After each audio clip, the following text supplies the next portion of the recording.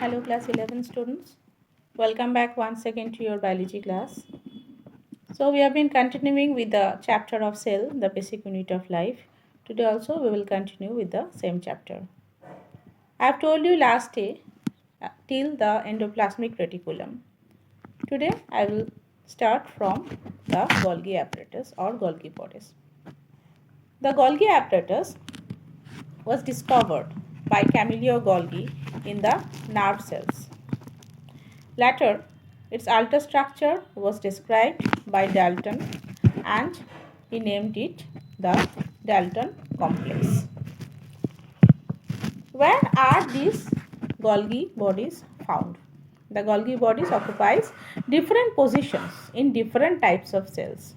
Like it can be said to be localized when it lies between the nucleus and the cell surface. Example in the absorptive and secretory cell.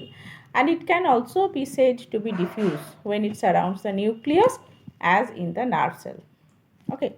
Now how is the structure of the Golgi complex? The shape and size of the Golgi complex vary with the physiological status of the cells. The Golgi complex is made up of three types of structures, namely cistern, vesicles and vacuoles.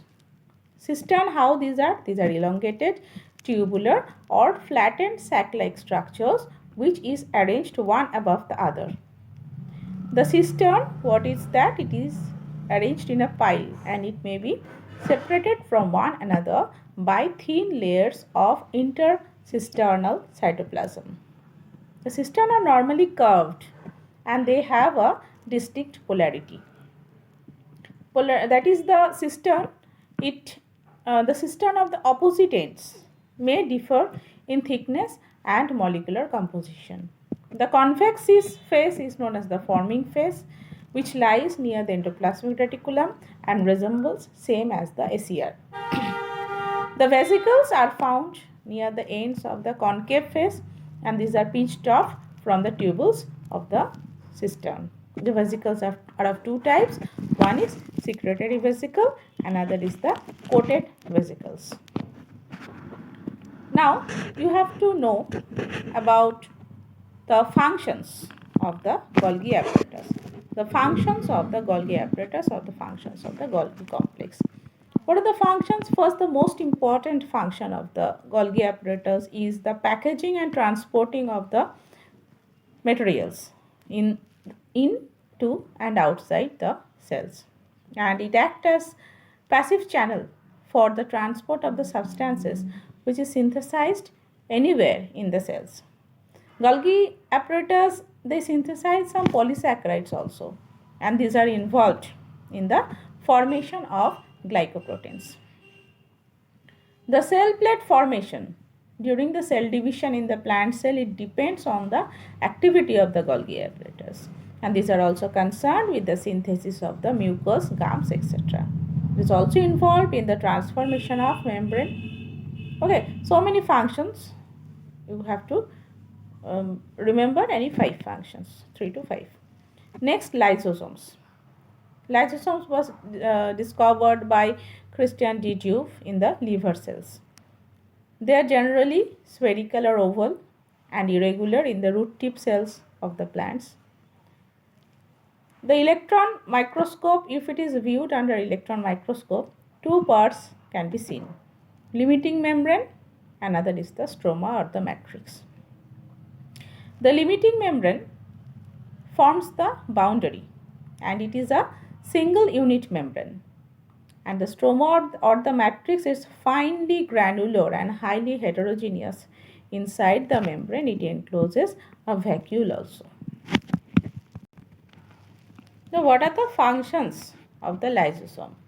The primary function of the lysosome is intracellular digestion, especially in the protozoan, where the food materials in the endosome, they have to be digested and so they are known as the digestive bags. They also act as defense mechanism towards the invading microbes as in neutrophil, monocyte and other phagocytes. These lysosomes are involved in the digestion of cell organelles and the cell after the death, and it helps in the disposal of the unwanted materials. So these are known as the suicidal bags also. Okay, during starvation or deficiency of food supply, the lysosomes digest and reserve food of the cell. The lysosomes digest the reserved food of the cell and provide energy to the cell. Okay, this process is known as autophagy. And during the bone formation also, the lysosome of the osteoclast, they digest the cartilage material, and they also have a role in the fertilization process. Okay, next we will know about peroxisomes. Peroxisomes was discovered first in the kidney cells of mice. The number of the peroxisomes in a cell may vary from 70 to 100, and these are found to occur near the endoplasmic reticulum and were found to develop from the endoplasmic reticulum. Each of them consists of single unit membrane boundary and a granular matrix. The center of the matrix has a dense crystalline or fibrous core which is known as nucleoid. Okay. The peroxisomes, they contain certain docking protein which is known as peroxins, which help in obtaining the materials from cytosol and endoplasmic reticulum. Now what are the functions of peroxisomes? They catalyze the enzyme, degrades the hydrogen peroxide produced along the cell biochemical machinery. Accumulation of peroxide is harmful or toxic to the living cells. Peroxisomes also help in detoxifying the alcohol in the liver cells. It is the site of allantoin formation from urate and certain proteins also. In the root nodules, urates are made for transport from the product of nitrogen fixation. Okay, and fatty acids like prostaglandins are also degraded in the peroxisomes. Next, we will know about ribosome. Ribosomes were discovered in the animal cells and also in the plant cells they were first reported. The term ribosome was given by Palade, and hence they are also known as the Palade particles. In prokaryotic cell they occur freely in the cytoplasm, and in eukaryotic cells they occur in different manners, like they can be freely found in the cytoplasm also, and apart from that they are attached to the outer surface or rough surface of the endoplasmic reticulum and nuclear membrane. Now these are the smallest cell organelle which lack the membrane boundary. The ribosomes are of two types, 70S and 80S, based on the sedimentation coefficient which is measured in terms of S unit. The basic structure is similar for both 70S and 80S ribosome. 70S ribosomes are found in the prokaryotes, mitochondria, and also in the chloroplast. They have a molecular weight of 2.7 into 10 to the power 6 Dalton, and each 70S ribosome is composed of two subunits, a large 50S subunit and a small 30S subunit, right? And 80S ribosomes, these are found only in the eukaryotic cells. They have a molecular weight of 4.22 into 10 to the power 6 Daltons. And each 80S ribosome consists of two subunits, a large subunit 60S and a small subunit of 40S. Chemically, ribosomes are composed of ribonucleic acid. A ribosome basically shows four sites for specific attachment. What are they? mRNA binding site, A site which is known as amino acid site for receiving the amino acid tRNA, and P site which is known as the peptidal site where the growing polypeptide shifts, and E site or exit site for the tRNA to leave the ribosome. Okay, so these are the four sites of the ribosomes. You have to know the difference between the 70S ribosome and the 80S ribosome. Now what are the functions of the ribosome? The primary function of the ribosome is to synthesize the protein. They are the seats of protein synthesis. The free ribosomes synthesize non-secretory proteins, and they produce enzymes which is necessary for the intracellular metabolism. The ribosome attached to the endoplasmic reticulum and the nuclear membrane, they synthesize secretory protein, that is the proteins that are used outside the cell. Okay, like the enzymes of the pancreas, we can say the enzymes of the gastric gland or the antibodies of the lymphocyte. Now we will know about centriole. Okay, centriole has come from the Greek word kentron. Kentron means center. Now these are discovered by Van Veneten, and its ultrastructure should be known. Centrioles are found in all the animal cells except the mature mammalian RBC. Most of the protist and the flagellated cells of the algae, bryophyte and pteridophyte, these are found. And the centrioles are also found in diplosomes where they are at right angles to each other. Okay, and the complex formed by the centrioles and the centrosphere is known as the centrosome, as it occurs in the center of the cell near the nucleus. So the name. The centrioles are the submicroscopic microtubular structures, and the intracentriolar structure was reported by Grenat and Teveri. You don't need to know the names. And the three subfibers are actually microtubules which is jointed together by their margins. And each fiber, each hub is proteinaceous mass, and they have a diameter of 2.5 nanometer.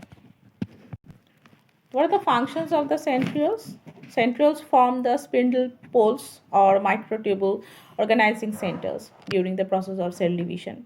The distal centriole of the mammalian spermatozoa give rise to the axial filament of its tail, and the centrioles also give rise to basal bodies which can form the cilia or the flagella. Okay, the basal body is formed from a centriole and it resembles the centrioles in ultrastructure. Basal bodies, what are these? They occur just below the cell membrane beneath the cilium or flagella and have root-like processes which is known as the rhizoblast, and they control the beating of the cilia or flagella and give rise to cilia or flagella also. Cilia and flagella, these are microscopic filamentous structures and occur in different organisms in different specific locations, right? What are the functions of the cilia? The cilia help in the locomotion of ciliated protozoans and larval forms. They produce current in water that enables the animal to get food and oxygen, and quick diffusion of carbon dioxide outside the body. Cilia of the trachea, they help to send out the dust or the food particles along with the mucus towards the larynx. And cilia of fallopian tube help in the movement of the ovum or zygote towards the uterus. And the tips of the cilia, they secrete some sticky substances in the protozoans where cilia help in the process of conjugation.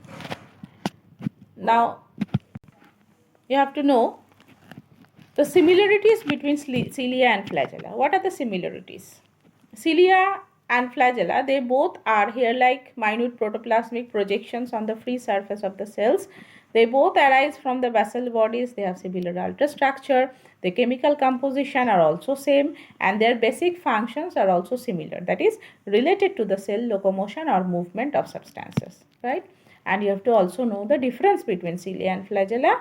Cilia, they are very minute. Flagella are more longer. Cilia show beating movement with power stroke, and flagella move in undulating or whip-like manner. All the cilia of the cell move independently, whereas the flagella move in a coordinated manner. Cilia may fuse to form an undulating membrane, but flagellar fusion is not known. And cilia help in the locomotion and movement of particles in a particular direction, whereas the flagella help only in the process of locomotion. Now you have to know about nucleus. Nucleus is the largest cell organelle which has a double membrane boundary and carries the genetic information. It was first reported by Anton von Leeuwenhoek in the RBC of the fish, but Robert Brown is credited also with the discovery of the nucleus in orchid root cells. Usually the cells in the nucleus are uninucleate, that is they have a single nucleus, we say. The number of the cells, if you think about. The neck canal cells of ferns and ciliate protozoans are binucleate. In acellular slime mold, the multinucleate mass of protoplasm is called the plasmodium. Okay, nuclei may be rounded or spherical, but in different types of cells, the shape of the nuclei varies. The nucleus has a double membrane nuclear envelope in all eukaryotic cells, but these are absent in the prokaryotic cells. The nuclear membrane, it separates the nucleus from the cytoplasm and consists of two unit membrane, and the outer membrane is continuous with the endoplasmic reticulum and its outer surface, and the nuclear membrane is interrupted by openings which is known as the nuclear pore. Okay, and the nucleoplasm is present. Chemically, the nucleoplasm is composed of the enzymes necessary for the DNA replication, that is DNA polymerase, helicase, ligase, nucleoside, etc. And nucleolus is also present. The nucleolus is round or slightly irregular, dense, colloidal and acidophilic body found inside the nucleus. Okay, under the electron microscope, the nucleolus shows basically the components of the chromatin region. It is the chromatin associated with the nucleolus, and this nucleolus, this nucleoli we say in singular, are formed by the special nucleolar organizing chromosomes at a particular site on them. This is known as the nucleolar organizing region, or NOR we say in short. Now, what are the functions? Nucleolus has different functions. First, nucleolus is the main site for the synthesis of the ribosomal RNAs, and it is also the seat of formation of ribosome components, and it acts as storehouse of nucleoprotein which are synthesized in the cytoplasm and transferred to the nucleus. Okay. Now, in the interphase network, the chromatin occurs in the form of fine coiled fibers that forms a network which is known as the chromatin reticulum. Okay, so two types of chromatin fibers are present. One is euchromatin, another is the heterochromatin. The euchromatin are basically narrow and thin wall, and these regions stain lighter because there is minimum coiling, and it is fibrous and forms the bulk of the chromosomes, and it's involved in the transcription and replicates early. Okay, and crossing over basically occurs in the euchromatin region, whereas in heterochromatin the fibers are thicker and their regions are stained darker because there is more solenoid coiling, and it is granular, and it's present only in certain regions and does not take part in the process of transcription and replicates at the end of the S phase, and crossing over is quite uncommon. You have to know the difference between euchromatin and heterochromatin. Next, chromosomes. Chromo means colored and soma means body. From this term, from these two words, chromosome has come. Chromo and soma. It was coined by Weldier. Okay. And this chromosome, the number of the chromosome is constant for a particular species. The chromosome consists of two identical and spirally coiled filaments, which is known as chromatids.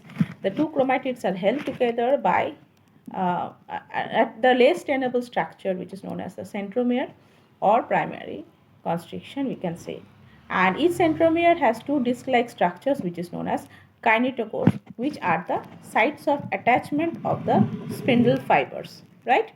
And the coils are basically of two types, and during mitotic and meiotic phase, the chromonema of the chromosome appear to contain alternating thick and thin regions, giving to beaded appearance. Okay. The bead-like structure, which is known as the chromomeres, and the thin regions between the chromomeres are known as interchromomeres. Now, what are the functions of the chromosomes? These are the vehicles of heredity, means they carry the genes from one generation to the next, and they contain all the hereditary information as the genes, that is the DNA, and control the synthesis of protein, cell division, differentiation, etc. And the SAT chromosomes, they produce nucleoli, which is necessary for the formation of ribosomes. Okay, and every species is characterized by a set of chromosomes that have certain constant characteristic features. All such features by which a complete set of chromosomes of a species can be identified is known as karyotype. The characteristic feature like the number of chromosome, position of chromosome, secondary constriction, relative length or size, length of the arms, satellites, etc. Usually karyotyping is carried out at the metaphase stage of the cell cycle. Now, what are the differences between the prokaryotic cells and the eukaryotic cells? You all know this. You have to make a differentiation between the prokaryotic cells and the eukaryotic cells. This is all about the chapter. Till this much today. We'll start a new chapter in our next class. Thank you.